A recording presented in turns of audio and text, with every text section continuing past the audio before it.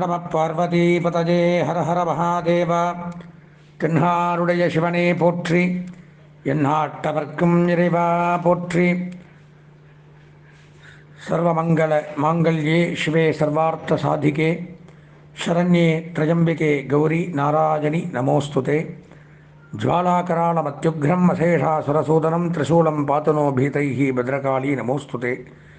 எல்லாம் வல்ல அம்பிகையினுடைய திருவருளாலே அன்பார்ந்த நேயர்களுக்கு உங்களுடைய ஜோதிட ஆச்சாரியர் ஜோதிட குரு சிவஸ்ரீ டி சரவணமாணிக்க சிவாச்சாரியர், முதல்வர் காஞ்சி காமகோடி பீடம் சங்கர மடம், அலைபேசி 9865098370 986509837 அடியேனுடைய பணிவான வணக்கங்கள் மற்றும் ஆசீர்வாதங்கள். நாம் இந்த பதிவின் மூலமாக காண இருக்கக்கூடிய செய்தி அப்படின்னு பார்த்தோம்னா, வார ராசி பலன்கள் அப்படிங்கிற தலைப்பில் 10/1/2022 முதல் 16/1/2022 வரைக்கும் இருக்கக்கூடிய இந்த வார நாட்களில் மேஷம் முதல் மீனம் வரை இருக்கக்கூடிய 12 ராசி நேயர்களுக்கும் நடக்கக்கூடிய நன்மை தீமைகள், சுப பலன்கள், அசுப பலன்கள், சந்திராஷ்டம தினங்கள், வணங்க வேண்டிய தெய்வங்கள், அதிர்ஷ்ட எண்கள், அதிர்ஷ்ட வண்ணங்கள், அதிர்ஷ்ட திசைகள், இதெல்லாம் பற்றி பார்க்குறோம். பார்ப்பதற்கு முன்பாக இந்த வார விசேஷ தினங்கள் அப்படின்னு நம்ம இந்த வாரத்தில் என்னென்ன விசேஷங்கள்லாம் வருது, அதில் என்னென்ன விரதங்கள்லாம் நம்ம கடைபிடிக்கணும், என்னென்ன சுவாமியை தரிசனம் பண்ணணும் அப்படிங்கிறதெல்லாம் பற்றி நம்ம பார்ப்போம். 12/1/2022 புதன்கிழமை கார்த்திகை அப்படின்னு எடுத்தோம்னா முருகப்பெருமானுக்கு உகந்த தினம். அன்றைய தினம் முருகப்பெருமான் விரதங்கள் மேற்கொண்டு முருகன் இருக்கக்கூடிய ஆலயத்திற்கு சென்று செவ்வரளி புஷ்பங்களிலாலும் இரத்த பழம் அப்படின்னு சொல்லக்கூடிய செவ்வாழை பழங்கள்னால வச்சு அர்ச்சனைகள் பண்ணி அந்த மலர்கள் சாத்தி பூஜைகள்லாம் பண்ணினோம்னால் செவ்வாய் தோஷம் நீங்கும், முருகப்பெருமானுடைய திருவருள் நமக்கு கிடைக்கும், திருமணத்தடை நீங்கும். 13/1/2022 வியாழக்கிழமை வளர்பிறை ஏகாதசி, வைகுண்ட ஏகாதசியும் கூட. மாதம் வரக்கூடிய ஏகாதசி வளர்பிறை தேய்பிறை ஏகாதசியும் வரும், வளர்பிறை ஏகாதசியும் வரும். இப்போ வரக்கூடியது வளர்பிறை ஏகாதசி, சுக்லபக்ஷ ஏகாதசி. அந்த வைஷ்ணவர்கள் மற்றும் மாத்வாய்வாலாம் வந்து அந்த ஏகாதசி அன்னைக்கு ஜலங்கூட குடிக்காமல் விரதங்கள் கடுமையாக இருக்கக்கூடிய அமைப்பு அப்படிங்கிறதெல்லாம் உண்டு. அதில் இந்த வைகுண்ட ஏகாதசி அப்படிங்கிறது என்ன சிறப்பு அப்படின்னு பார்த்தோம்னால், மார்கழி மாதத்தில் வரக்கூடிய தனுர் மாதத்தில் வரக்கூடிய வைகுண்டத்தில் இருக்கக்கூடிய எம்பெருமானுடைய சொர்க்கவாசல் திறக்குது. ஏன்னா ஆடி 1 முதல் மார்கழி 30 வரைக்கும் அந்த தேவலோகத்தில் இருள் பொழுது, தை 1 முதல் ஆணி 30 வரைக்கும் பகல் பொழுது, அதான் உத்தராயணம் தட்சிணாயனம்னு சொல்லுவோம். அப்போ அந்த தட்சிணாயனம் முடிவு காலத்தில் சுவாமி தூங்கி எழுந்திரிச்சு வெளியில் வரும்பொழுது அந்த கதவு திறக்கிறதாகவும் சொர்க்கவாசல்னு பேர் அதுக்கு. அப்போ அந்த வைகுண்ட ஏகாதசி அப்படின்றதுனால தான் அந்த ஏகாதசி அன்றைக்கி சுவாமி எழுந்திரிச்சு அந்த வாசல் வழியாக வரும்பொழுது நம்ம அவர் பின்னாடியே நம்ம அதனால தான் எல்லா கோயிலையும் சொர்க்கவாசல் திறப்புன்னு போடுவாங்க, அன்றைக்கி மட்டும் திறப்பாங்க. அன்றைய தினம் அவர் பின்னாடியே நம்ம போனோம்னா நாமளும் சொர்க்கத்துக்கு போயிடலாம். சாஸ்திரங்கள் என்ன சொன்னது, இக ஜென்மனி, பூர்வ ஜென்மனி, ஜென்மாந்திர ஜென்மனி, இப்படியெல்லாம் இந்த ஜென்மா, இதுக்கு முன்னாடி இருந்த ஜென்மா, வரக்கூடிய ஜென்மாக்களில் பண்ணின பாபம், பண்ணின்னு இருக்கிற பாபம், பண்ணக்கூடிய பாபங்கள், இதில் இருந்தெல்லாம் விடுபடணும்னா இந்த மாதிரி வைகுண்ட ஏகாதசி தினத்தன்று சொர்க்கவாசல் வழியாக சென்று பெருமாளை சேவித்தால் அனைத்து கஷ்டங்களும் நீங்கி சகலவிதமான நன்மைகளையும் அடையலாம் என்பது சாஸ்திரம். எனவே வைகுண்ட ஏகாதசி அன்னைக்கு எல்லாருமே பெருமாள் கோயிலுக்கு சென்று அந்த வழிபாட்டை மேற்கொள்ள வேண்டும். அதே மாதிரி அன்றைய தினம் போகி பண்டிகை, அதாவது தட்சிணாயனத்தினுடைய கடைசி தினம் மார்கழி 30. போகி பண்டிகை அப்படின்னாலே அதாவது பழசெல்லாம் கழிச்சிட்டு இருக்கிற பழசு கஷ்ட நஷ்டங்கள் துன்பங்கள், நம்ம என்ன நினைக்கிறோம், பழைய துணி பழைய பேப்பரு ஆகாவலியெல்லாம் போட்டு எரிக்கிறோம். அது கிடையாது. நம்மளுடைய கஷ்டங்கள், ஆணவம், கண்மம், மாயை, நம்மள்ட்ட இருக்கக்கூடிய அகம்பாவங்கள், தேவையில்லாத எண்ணங்கள், இதெல்லாம் வச்சு எரிச்சிட்டு தை 1ஆம் தேதி உத்தராஜன புண்ணிய காலம் அப்படின்னு சொல்லக்கூடிய அந்த தேவலோக பகல் பொழுது விடியும் பொழுது நமக்கும் வாழ்க்கை விடியும். அதனால தான் ஆடிப்பட்டம் தேடி விதை, தை பிறந்தால் வெளி பிறக்கும். தையில் அறுவடை பண்ணுவாங்க, உழவர் திருநாள் இதெல்லாம் வரும். ஆடியில் விதைச்சா தான் தையில் அறுக்க முடியும். இப்போ இந்த தை முதல் ஆணி 30 வரைக்கும் மிகச்சிறந்த காலம். நன்மைகள், வளர்ச்சி பாதைகள், சூரியன் வடக்கு நோக்கி நகரக்கூடியது காலங்கள். அது ரொம்ப சிறப்பு. போகி பண்டிகை அன்னைக்கு தேவையில்லாத எல்லாம் போட்டு சம்ஹாரம் பஸ்மம் பண்ணிடணும். அதுக்கு அடுத்ததாக 14/1/2022 வெள்ளிக்கிழமை உத்தராயண புண்ணிய காலம். இந்த மாதிரி வளர்பிறை தேவலோகத்தில் பகல் பொழுது ஆரம்பம். தர்ப்பணங்கள் உண்டு. அதுக்கு பொங்கல் பண்டிகையும் கூட. அன்னைக்கு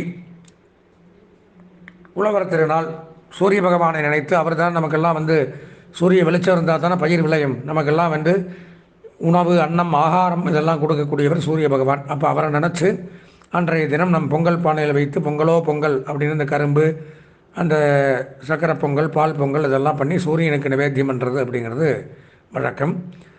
பொங்கல் பானை வைக்கும் நேரம் 12 மணி முதல் 1 மணி வரை, மாலை 5 மணி முதல் 6 மணி வரை.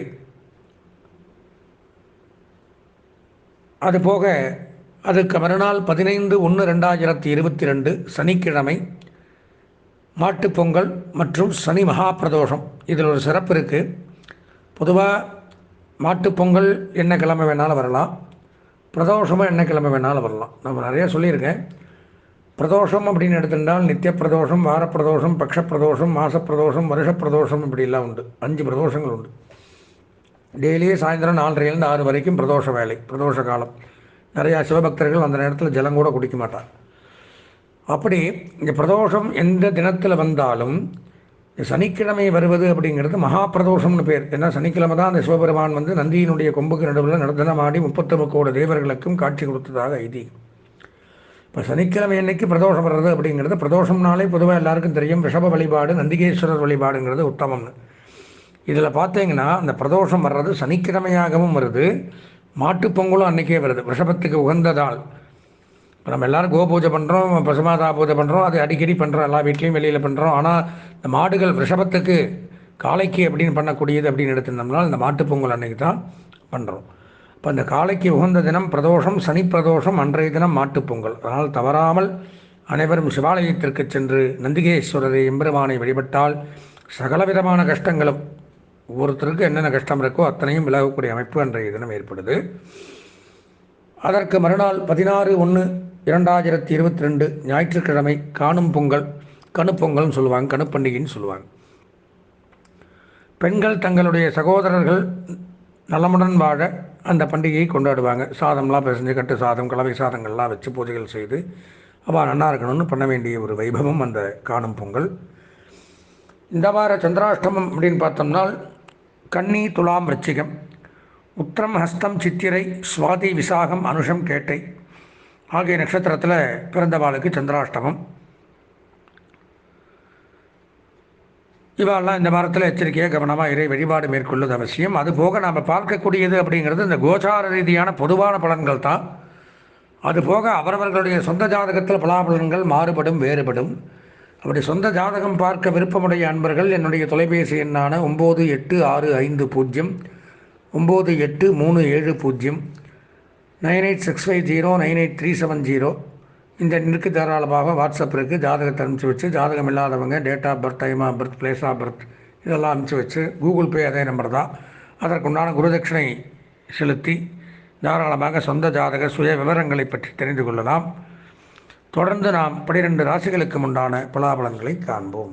அன்பார்ந்த மகம், பூரம், உத்தரம் ஆகிய நட்சத்திரத்தில் பிறந்த சிம்ம ராசினேயர்களுக்கு வார ராசி பலன்கள் அப்படிங்கிற தலைப்பில் 10/1/2022 முதல் 16/1/2022 வரைக்கும் இருக்கக்கூடிய தினங்களில் நடக்கக்கூடிய நன்மை தீமைகளை பற்றி நம்ம பார்க்க இருக்கின்றோம்.